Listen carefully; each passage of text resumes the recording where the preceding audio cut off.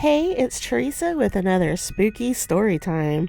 This is about the time I may have accidentally left a blood sacrifice for Voodoo Queen Marie Laveau. So, back in 2023, my husband and I joined another couple for a vacation down south. We were actually there to do a project on the Rougarou, but we decided to go down a few days early to explore New Orleans, particularly the French Quarter.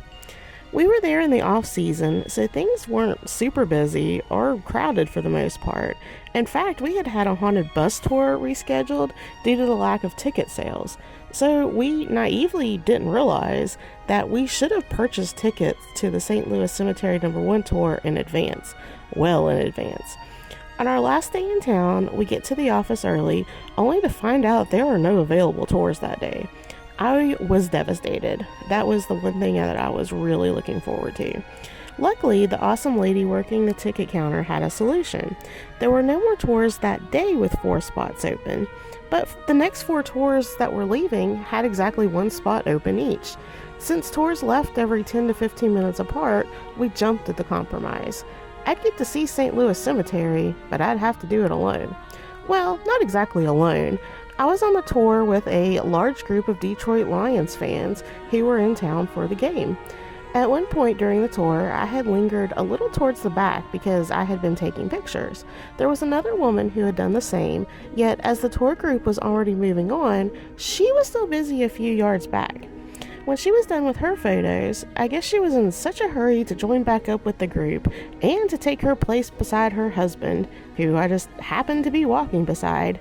She ran up and she hip checked me out of the way. This caused me to step off the path and brush up against a spiky bush. I didn't think anything of it until a few minutes later when I felt a drip. I was like, damn, it's hot, but it's not that hot. I looked at my arm, and instead of sweat, I was literally dripping blood all over the cemetery. That spiky bush was a little spikier than I had realized, and it had scratched me up pretty good.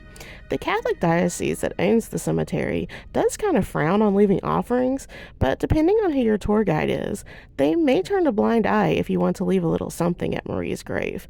Just don't deface it in any way, like the 3 red X's that a lot of people offer.